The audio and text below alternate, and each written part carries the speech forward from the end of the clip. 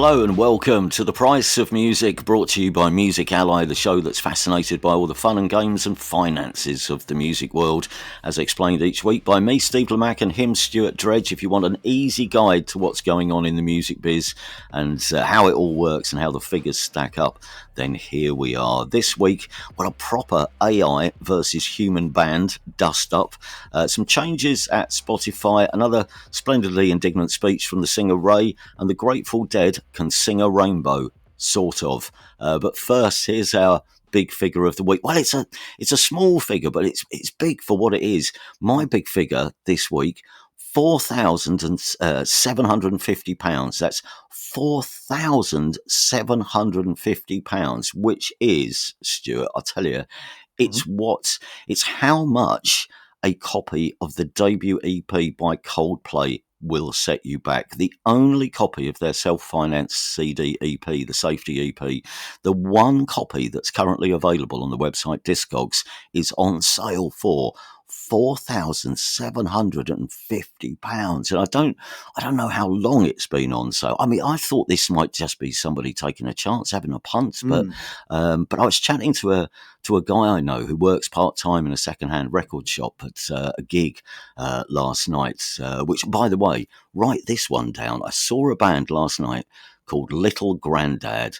No idea how they came across that name, but Little Grandad, write it down. They were very, very good. Possibly the best new band I've seen in months, I think. Anyway, wow. So before they went on, we were having this conversation about secondhand records, and I said to him, "How much do you think a copy of Coldplay's Safety EP would go for?" And he said, "Close to £5,000."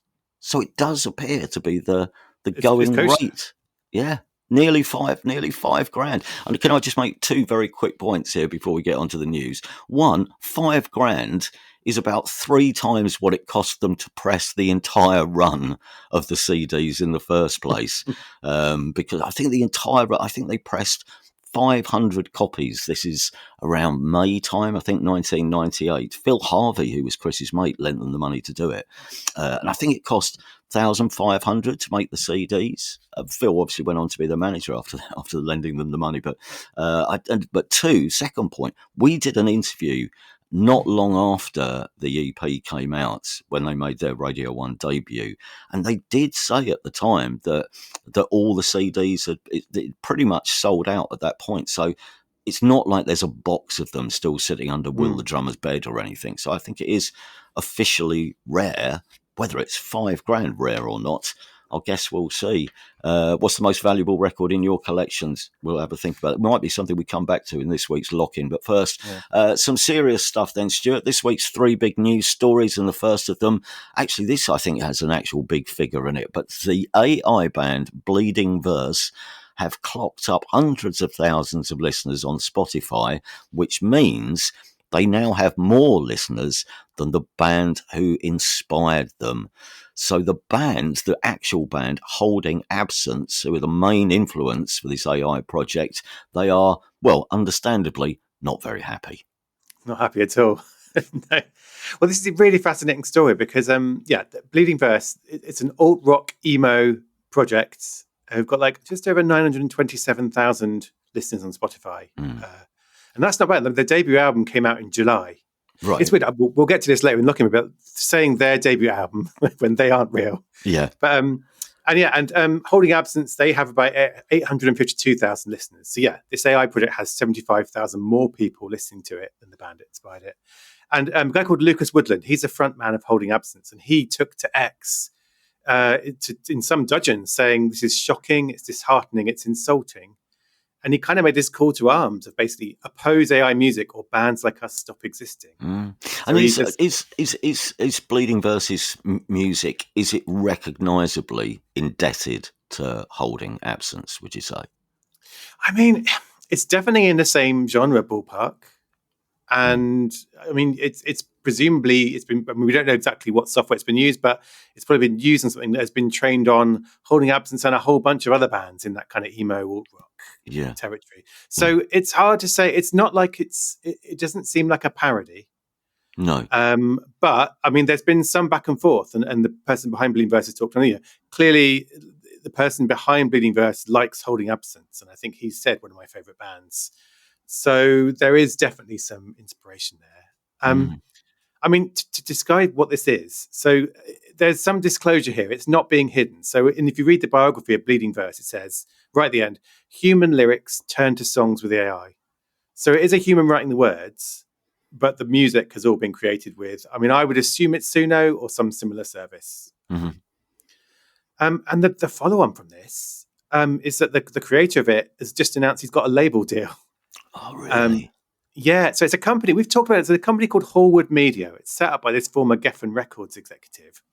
And they've been signing a succession of these Gen AI projects. So we talked about, do you remember we talked about a singer called Zania Monet recently? Yes, yeah. Well, she's one of theirs. They also recently signed a British guy called I'm Oliver, who's like a Suno, someone a user of Suno. So this company is essentially rolling up anyone who shows they've got a bit of traction with AI music on places like that. And so this is the latest example. So this has been independent till now. I think they've put music on Spotify and got listeners, but now they've got this company behind them. Wow. I mean, this is off the back of something else, because you've been hearing rumours that suggest that the major labels could actually be on the verge of signing their first licensing deals with AI music companies. Yeah, well, it's more than the rumor, actually. It's the Financial Times saying they're nearly at the finishing line of agreeing deals. Right. This was last week. So, yeah, I mean, we've talked ever since this podcast began about what the music industry wants, haven't we? Like, the music industry wants licensing deals. It doesn't want AI companies to train on this music without permission. It wants payment. It wants proper deals. And yeah, it's Universal Music and Warner Music. So 2 of the 3 major labels. So they're close to deals. And it mentioned a bunch of companies. So there were 3 companies, 11 Labs, Stability AI, and Clay Vision. And these are AI music companies or AI companies who've actually been doing things the right way so far. They've been looking for licensing deals. So I guess you would put them in the camp from the music industry's point of view of good guys. But also Suno and Udio, who the music industry is suing for copyright infringement, they were listed as 2 of the companies that might be reaching deals. It also mentioned Spotify and Google, which is kind of fascinating. But there wasn't much more on that, on what they might be doing. And what it said was that the majors are looking for a model like streaming music. So whenever an AI song is played on one of these platforms, there'll be a royalty payment to the music industry, which is going to be fascinating because that is quite a big technical challenge. So say I go onto a platform like Suno, I make a song, it gets played by someone else. Understanding every input, like understanding, well, that was influenced by a holding absence for 0.1% and the Black Crows for 700% and this for that. That's quite a difficult technical challenge if you haven't built that in from the start. Yeah. So that would need to be solved if there were licensing deals to mean that the payment went out. Is the feeling within the music industry, though, is there some urgency? We want to get something done because this is the influence of AI is sprawling across the music, scene at the moment, and we've got to get something done as soon as possible. And maybe we'll just have to retrospectively, fit it around what we need from it. I think there is that, and I think there's also some urgency because I think if you're suing AI companies saying you're not licensing music, part of that or something that will bolster your case is if you have signed licensing deals. So you can say, look, it's possible to license music with this kind of company. Look, here are those deals we did over here. So that's part of it. They want to kind of show that they are willing to license if someone is going to give them enough. I mean, the other thing I think if this happens, the FT was pretty sure that they're in the final stages. If this happens, I think you're going to see a new round of arguments involving artists and songwriters on one side and labels on the other. Yeah. And the reason for that is this whole drive to sign licensing deals with the AI industry has been about permission, payment, and transparency. You've got to ask for permission, you've got to pay us fairly, and you've got to be transparent about what you're training your things on. Yeah. And I think what's going to happen is that the bodies representing artists and songwriters will turn around now to labels and publishers and say, right, so you're doing these deals with AI companies. Well, how do we get permission and payment and transparency? Are you going to ask us if we agree to our music being used to train these things? How are you going to pay us? And are you going to be transparent about your deals with these companies so that we know how much is getting paid and whether we're getting a fair share? Yeah. And I mean, surely there must be a point as well where managers and artists will demand that something like that is written into their contracts as well, their actual recording contracts that they sign. which has a box saying I agree or disagree when it comes to my music being utilised by AI. And that's it. Or I should have the right to disagree or agree on each deal. I mean, if you think about it, like it could be a mess. Because imagine if you're like Universal Music Group and you've signed a deal with someone like Suno, do you now go back to all your artists, like past and present, and say, right, your music's included. Sorry, you don't get to opt out of this. We've done a deal and we don't have to ask for permission. That might be legally true if it's not in the contracts, but it's optically, it's pretty terrible. Or do you say you can opt out if you want? And that's what some book publishers who've signed deals have done. They've said to the authors, like, we've done this deal. It's this much per book they're going to train on, but you can opt out and say no thanks. Okay. But then think about music publishing, think about how many big pop hits nowadays have 3-4 more writers. So if one of those writers said, I don't want to have my stuff used to train AI, does that mean that all the recordings of that song can't be used? Like it could be a big mess. So I think it's really good that deals are being done. Like deals are better than no deals, as Noah Ledmans will tell you. Hang on, have I got it wrong? Is no deal better in deal or no deal? Because if you say no deal, it's because you're... anyway. Just focus on the subjects. Yeah. It's good that deals are being done, but I think it is going to open up a whole new vein of industry discussions and tensions over how those deals work for the actual musicians. Leads us quite nicely into story 2, where which finds the singer RAYE once again standing up for songwriters' rights. I mean, she's got form for doing this, but she's been waving the flag for songwriters again, I think, in the last week or so. Yeah, well, the thing is that, I think I wrote this in a piece. If you give RAYE an award and a microphone, she is going to stand up for songwriters' rights. Like she's done it at the Brits, she did it at the Ivors Awards. And then, last week there's an Ivors Academy Honours event in London, which is kind of a new event they're doing to kind of celebrate songwriters for their work, but also for their advocacy and their activism. And she basically got up and said, look, I know I might be being annoying, but I'm going to say it again. And she made a speech that was about publishing splits. So how the royalties for publishing are divided between songwriters, how divided between... And she basically said the industry has become exceptional at dividing us and pitting us against each other. And I think we need to get together and we need to go back to labels and say, no, actually, we're standing up for what we think is right. Yeah. And she was very kind of, she sort of talked about some of the tactics she identifies where, for example, songwriters get pressured. They have to say, right, you have to agree to this split, this royalties deal today, or we're not putting the song out. Or if you don't approve this, we're never going to use you again. She was sort of talking about the pressure that songwriters feel to agree to things that maybe aren't fair. I think it's... every time she does this, it gets reported. It's shining a light on some of these practices. I mean, there was another thing recently. I don't know if you've seen this debate online. People muttering about how there are people who have songwriting credits who maybe didn't have any part in writing the song.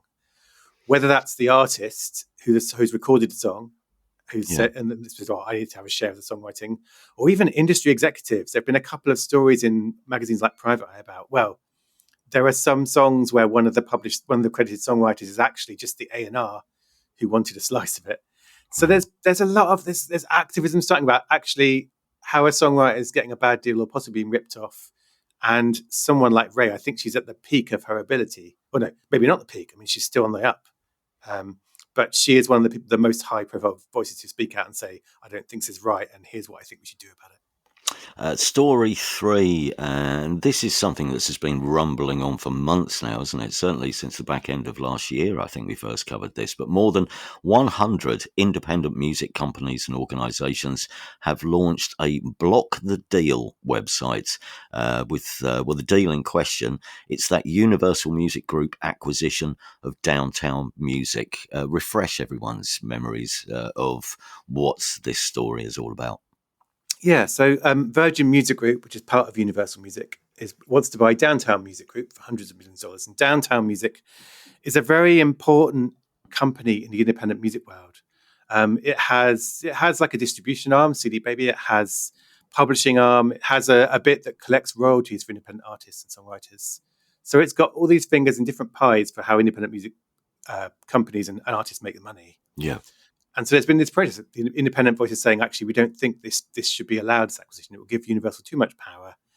And what's happened now, one of the arguments in recent months from the Universal side has been, well, the people opposing this deal don't represent all the indies.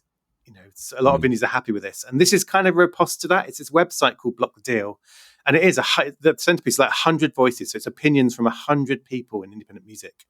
From people like Martin Mills of Beggars Group, Alison Wenham of Chrysalis Records, so real industry veterans, through to chiefs of the industry bodies, but also smaller labels, smaller artists from across Europe. And it's a very, so I pick my words carefully here because obviously it's a very testy subject. It's a really good way of getting a sense of the different reasons why these independent music companies are cross about this deal and worried. And it's stuff from what will happen to the data of our independent artists. Will Universal be able to use that data against us somehow? Through to concerns about cultural diversity. When you give too much power to a major label, does that mean that some of the independent voices and the new niche music won't get its chance to shine? So if you read all 100, which actually I have been doing this week because I want to write a piece about it, it's a very, very good overview of this is why people are cross about it. If anyone's sitting there going, why are people cross about this deal? What are the exact complaints? It's a very good primer on that. And one thing I'm going to do this week, I'm going to try and write a piece that kind of summarizes I think it's about 5 different arguments, but also there are several arguments that have been made in favor of the deal by Universal and people within it. So I'm going to try and write a piece just presenting all of these so that people can understand. Because I've realized it's been a big headline, indies don't like this deal. But a lot of people still don't really understand the exact ins and outs of why and what is the defense. And so I think that's what we're seeing now is both sides trying to put their views as clearly as possible while the regulators in Europe are deciding whether they should block the deal or let it go through.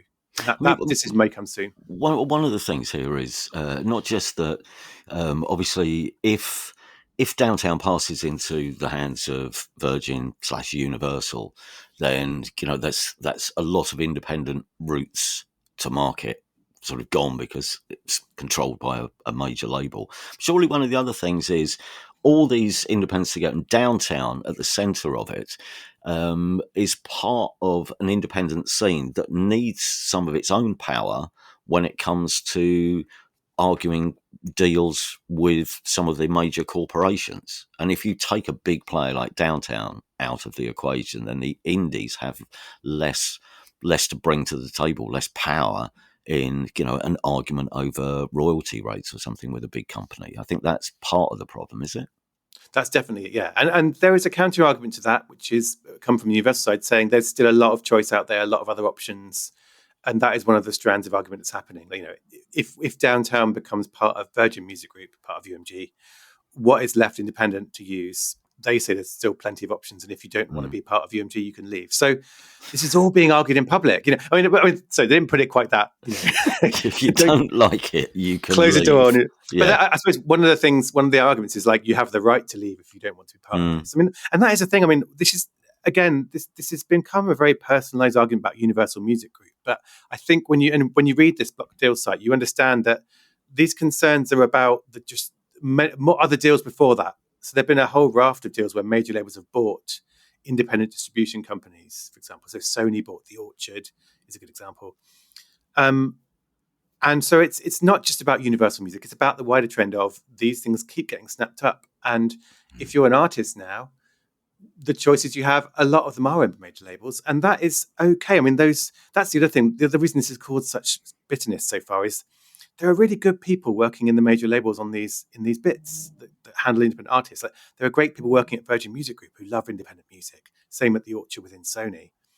Like, there are a lot of independent labels and artists who are very happy, who don't mind working for those companies because they feel they're getting rewards. But I think the wider concerns are if this keeps happening, we won't have it will become a choice where you can't really go outside because the biggest independent distributors are all within majors now. So I get both sides of that. It's not about the people who work for Universal and independent music. It's about the wider, I guess, direction and how, like you say, how many options are open to you if you're independent.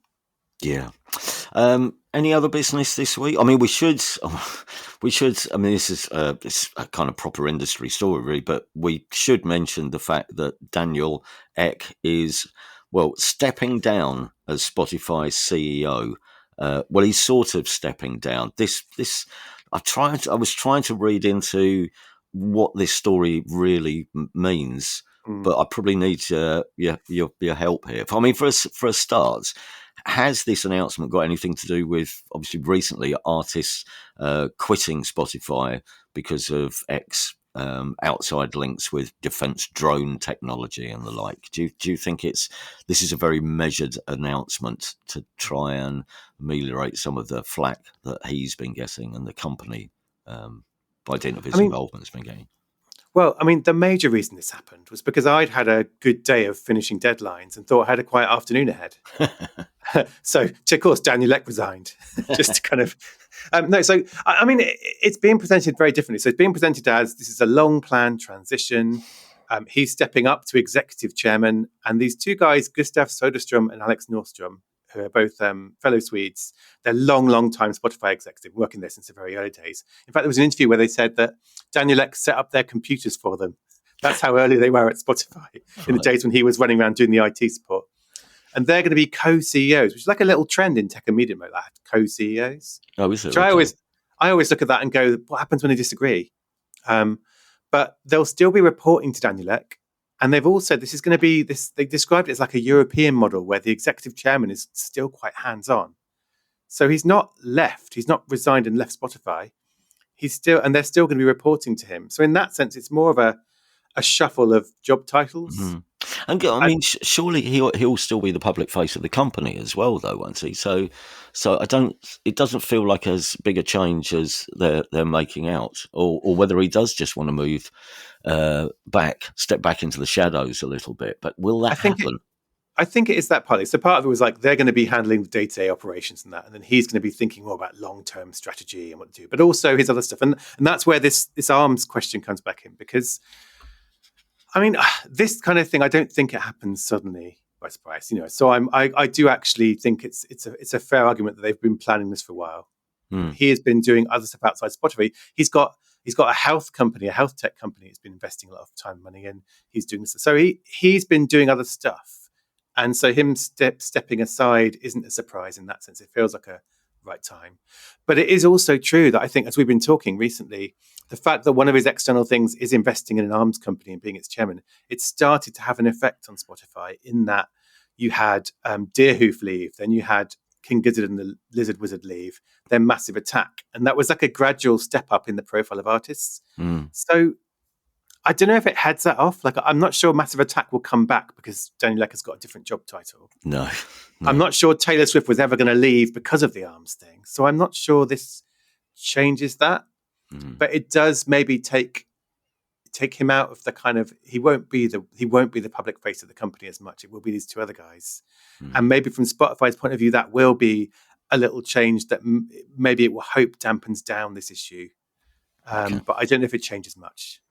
Talking of Spotify, now this is interesting. There's good news this week. If you're somebody like ourselves who, when you get to Spotify Wrapped, you get to the end of the year, or during the year when you get constant musical recommendations which are based on the music that your kids have been listening to. So if your recommendations in Spotify are full of, I don't know, Mr. Tumble and Paw Patrol and Stuart's favourite Baby Shark, good news for you. Very good news. Do you know, I've only just got YouTube to stop recommending me Minecraft videos. And the reason, and my kids are 16 and 18 now. Like, it's taken 10 years for it to go, oh, maybe you're not interested in that because it was your kids a decade ago. So I think once your kids start playing stuff on your profile of any digital service, the algorithm is like, aha, you must want more Paw Patrol all the time. So Spotify, it's a very small thing, but I think, again, for our listeners who are parents, it's big. You can now exclude any track from your taste profile. And your taste profile is what Spotify understands about you. So right. Your habits. And so you can say, right, I don't want to have Paw Patrol in my taste profile. That was my kids. And this is part of a bigger trend. Seeing it on social media apps too, this is a way of saying, you think you know this about me, but it's wrong. Stop. You can do it. You've been able to do it on Amazon for a while now, saying this was a present purchase. I don't actually like Il Divo. That was my nan's birthday present every year. But this is coming to Spotify. It's happening on social media. This idea of algorithms aren't as clever as we sometimes think they are. They just see us doing something and think, right, okay, more of that then. Yeah. And I know from friends who've because no one gets their toddler a Spotify profile of their own until it's too late. And so I have many friends who are like, oh God, I mean, this album is now it'll be in your Discover Weekly, it'll be in your release radar. Oh, look, it's a new track from the Paw Patrol crew. So I think it's a nice welcome thing, but it's like a bigger story, I think, about how once you become a parent, your algorithms are not necessarily your algorithms anymore. They're the real boss of the houses. There's one other thing just to finish with this week. I'd just like to say thanks to everybody who got in touch following last week's podcast, where we talked a little about the decline in paid music journalism. Well, music journalism in general, but certainly paid music journalism. Jim was one of them. Thank you, Jim. We probably don't have time to get through all your points, but there's a couple of interesting ones. Jim says, this is interesting actually. It's remarkable and rarely acknowledged that for about 20 years, the UK was served by no fewer than 4 weekly music papers: NME, Melody Maker, Record Mirror, Sounds. For want of another word, that's a huge amount of content every 7 days. But one wonders why the weekly music press was peculiar to the UK. It's strange, for example, that there was no equivalent in America, and to what extent its existence here helped foster new music, because, says Jim, I imagine had a huge impact. He goes on, Steve talked about readers buying the weeklies for the gig guide and the news, whether reflected in the readership surveys or not. Another big pre-internet reason for buying them, for me certainly, says Jim, was to discover what new bands sounded like. A journalist reviewing a single from an unheard of act and comparing them to, say, Big Star or Talking Heads would often be enough for me to take a chance and go and order the record. You'd learn which journalists had similar taste to you and which ones you trusted to steer you towards new stuff. In this regard, the emergence of streaming, and with it the ability to listen to any song instantly and for free, is probably another major reason why the weeklies died off. Thank you very much, Jim. I mean, obviously, I agree with that point. Definitely, don't you? I mean, it's the availability of music which certainly undermined quite a lot of what the music papers were attempting to do. Yeah, I mean, and that is exactly dynamic. I remember even now, when I was about 17, Bernard Butler talked about Nick Drake in an interview with the NME, and I was like, Nick Drake, who's that? You know, I bought his album, then I went out, got a bit drunk that night, came home and was reaching that kind of slightly morose come down part of having been out, and then listened to Nick Drake for the first time. And, you know, it was like, woof, for 17-year-old me. Wow. Yeah. So that was how I used them. But the other thing, do you remember when there was a time, wasn't there, when American bands would come over here to break because we had those weekly newspapers? Like, I think that's Kings of Leon, wasn't it? They came over here and they toured the UK because the papers jumped on them, and then they went back to the US. Yeah, and everyone did, didn't they? I mean, because you know, particularly bands from New York, who no one knew of even in New York. Even the Strokes weren't big in New York, and certainly Fun Loving. Nobody ever heard of Fun Loving Criminals in New York. But yeah, well, this is the thing. So going back to what Jim was saying, about the music papers, is it just a cultural thing, or is it partly because America is just so big, so it's incredibly hard to cover anything creative? Imagine. I mean, it's hard enough to cover, you know, politics and news in a national newspaper, but when it comes to music, because tastes vary so wildly from coast to coast, that, you know, with the exception of, I suppose, Rolling Stone is the one which the Americans had, and there were alternative magazines, but they were more genre specific, I think, because it's incredible. It'd be so difficult to reach and reward audiences across the states who are all looking for different things. I mean, because it was hard enough balancing the demands of a different readership in Glasgow and London, you know, with their different perspectives on music. But imagine trying to write articles that appeal to East Coast cool kids, but also the Bible Belt of Middle America. I mean, that's. I mean, sorry, Jim. That's the only thing I can come up with. But we'll take others. I just think we're a smaller country, and it's slightly easier to maybe find a consensus. And as for the second point, once again, I shall reference our IPC magazine research, which, and this is why research is rubbish. But we mentioned last week when asked, the readership, when asked, what do you buy the NME for? And it's gig guide, news, the crossword. Right at the bottom of that list would be interviews or reviews of new bands. But at the same time, there was another set of questions about what would you like to see more of in the NME each week. and right near the top would be new bands. And that's your contradictory nature of audience research right there. What what don't you like? New bands. What would you like to see more of? New bands. I mean, honestly, it was the same every time they did any of this research. But again, Jim's right, isn't he? I think, and maybe I didn't get this point across enough last week, but aside from Peel and then the evening session and various local radio shows, and before obviously streaming, the music papers were a great place of discovery. And yeah, you're absolutely right. If you found a writer whose reviews and opinions chimed with yours, you would use them as a kind of touchstone, wouldn't you, for recommendations? I mean, there was a guy called Dave McCulloch, a journalist called Dave McCulloch, who wrote for Sounds at the start of the 80s, who's responsible for quite a bit of my record collection. Yeah, it was tribal, wasn't it, as well? You were, I mean, even down to the point of you were an NME reader or a Melody Maker reader. And I think I bought both of them, but everyone would have felt one or the other. It was your tribe, wasn't it? I think even wherever you were in the UK, which, I mean, that probably did happen in the US, but like you say, it would have been maybe regional fanzines rather than any kind of national publication. But you'd have, whereas nowadays, maybe, I don't know, maybe that's not how we put ourselves in tribes anymore. It's not about what we read. It's about other things. And and I suppose coming back to the original point from last week, and we're just not paying for someone's opinions. Yeah. Finally this week, the Grateful Dead's new marketing partnership. Right? Are you ready for this, everybody? How do we describe it? It's colourful, Stuart. It's very colourful. So this is a partnership with Pantone, who most people, I think, will know from the company that invents lots of colours. So if you're going to buy paints, you go and look at the Pantone chart and say, yes, I'd like eggshell blue, not sky white. so that's what they're a colours company, essentially. But they do this stuff with artists occasionally. Yes, the Grateful Dead have collaborated with them on 2 new colours, which are called Grateful Red, obviously. I should have seen Grateful that Red, yeah, and Steely Blue, and Steely being the famous logo of the band. It was on all their albums, right? And so they've done these colours. They've announced it, but there's a whole range of merchandise like T-shirts and hoodies and mugs. And so I wrote a story about this, and I said you can buy actual paint.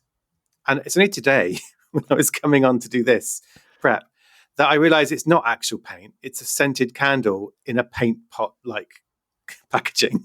So I've told they haven't actually. I've told the world. No. I told the world you could do. Anyone who's gone and bought that for $30 will just get a candle and be furious. They were going to retouch the front room. I know. Now they can just make it. It will just smell different.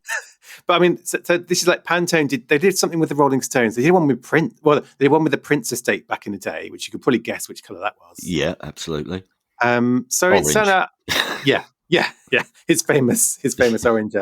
So I think it's a I don't know. I like the idea. I'm trying to think of which bands I like and colours and puns, but I'm really out. But by next week, I aim to come back with some good band colour. Well, here's something else you can think about. Well, this is something for everyone, and you can play this with on your own or with friends. Have you ever played band name snooker? That's always a fun one. You have to try and get a maximum break with using bands names. So firstly, you'd have to 3 colours red. So pop 3 colours red, then on to Yellow Magic Orchestra, then back for Simply Red.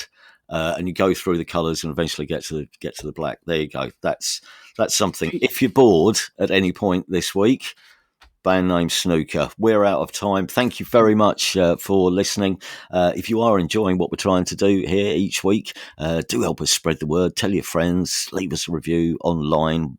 Repost our show on the socials. The sort of thing. Alternatively, you can support us via Patreon. If you sign up, you get an extra 15-20 minutes of us chatting about music and money. Join us. Become a super fan of the show at patreon.com/thepriceofmusic. music. Or if you'd just like to get in touch, drop us an email. Anything you don't understand about the industry or how it works that you think we might be able to clear up for you, anything you can't make sense of or seems possibly incredibly mad. I mean, it's probably true that it's mad, but we'll probably try to explain how and why it's so mad. The Price of Music Podcast at gmail.com. That's the Price of Music Podcast at gmail.com. Coming up next week, by the way, and we haven't done this in an age, but we're dedicating next week's podcast to the subject of live festivals, exploring all the facets of the festival circuit and all the challenges it's facing at the moment with our interview guest, John Rostron from the Association of Independent Festivals. Will be talking to us, and that should be properly fascinating, I hope. Till then, take care of yourselves, everybody. Have a good week. Bye for now.